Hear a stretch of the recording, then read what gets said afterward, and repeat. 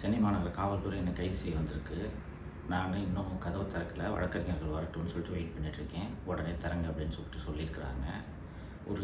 ஒரு மாதம் முன்னாடி அக்டோபர் எண்டில் ஒரு சம்மன் ஒன்று வந்துச்சு ஆதம்பாக்கம் ஸ்டேஷன்லேருந்து. நீங்கள் இந்த வழக்குக்கு வாங்க அப்படின்னு சொல்லிட்டு. அது என்ன வழக்கு அப்படின்ட்டு எடுத்து பார்த்தா, ரெட் அண்ட் ஃபாலோ அப்படின்ட்டு ஒரு படத்தோட தயாரிப்பாளர் புருஷோத்தமன் என்பவர்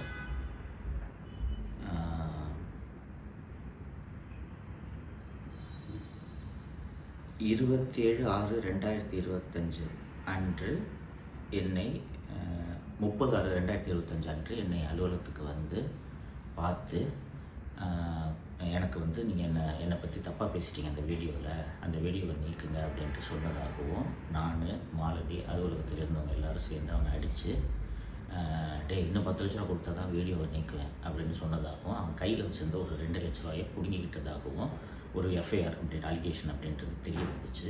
உடனே நான் அந்த சம்மனுக்கு பதில் சொல்லும் விதமாக, இது முழுக்க பொய் வழக்கு, இப்படி ஒரு சம்பவமே நடக்கலை, நீங்கள் சொல்கிற அந்த புருஷோத்தமன் யாரோ வரவே இல்லை, இதை என்னோடய விளக்கமாக ஏற்றுக்குங்கன்னு சொல்லிட்டு ஒரு பதில் கடிதம் நான் அனுப்பிச்சிட்டேன்.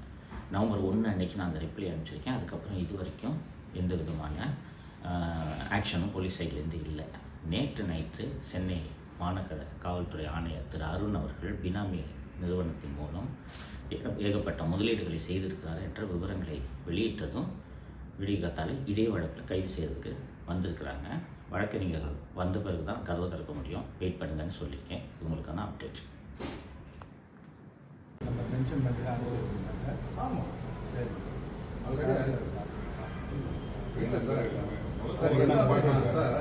அவருக்கு தான் அது சொல்லுங்க சார். அரசு வந்து உங்களுக்கு தெரியாதது கிடையாது.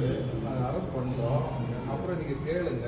அரசு சொன்ன காரணங்கள் எல்லாத்தையுமே நாங்கள் விளக்கமாக அவருக்கும் சொல்கிறோம். நீங்கள் அட்வொகேட்டுக்கு நாங்கள் சொல்கிறோம். சரியா? அட்வொகேட் வந்தாங்கன்னா நான் கேட்டுட்டு ஒத்துழைப்பு கொடுக்குறோம், தரங்க அப்படின்னு சொன்னாரு. இது வரைக்கும் தரங்க. 3 அட்வொகேட் வந்தாங்க. அவங்க வந்து வீடியோ தான் எங்களை எடுத்துட்டு இருந்தாங்களே தவிர எங்க வீட்லயே தடுக்கிறாங்க. நாங்கள் உங்களை தடுக்கவே இல்லையே சார். பண்றதுக்காக வரோம்.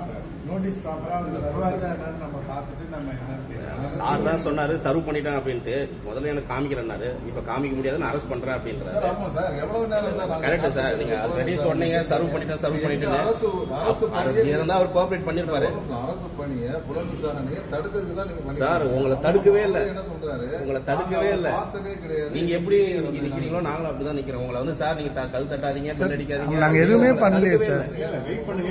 சீனியர் பேசினாருன்னா சீனியர் நீங்க பேசுனீங்களா? பேசியாச்சு. அவ்வளவுதான். நீங்க தானே சார் பேசுனீங்க, நாங்க பேசவே இல்லையே சார். நீங்க தானே சார் பேசுனீங்க. நான் உங்களை எதுவுமே சொல்லிடுறேன். இன்வெஸ்டிகேஷன் பண்ணிட்டு இருக்கும் போதே அது நாங்க இன்வெஸ்டிகேஷன் பண்றதை நாங்க வீடியோ எடுப்போம் அப்படிங்கிறதுக்கு அதிகாரம் கிடையாது. அது இன்வெஸ்டிகேஷன் ஆபீசர் தான் ஆடியோ வீடியோ பண்றாரு. அவர் விசாரிக்கணும். சொல்லிடுச்சு அது வேற விஷயம். அரசு பண்ணாம தடுத்துக்கலாம் சார் இருக்கிறாங்க. நம்ம யாரும் ஒத்துழைப்பு கொடுங்க சார். நாங்க ஒத்துழைப்பு நாங்க நீங்க தாராளமா பேசுங்க. சொன்னா தாராளமா நீங்க என்னவோ இருக்கு சார். நான்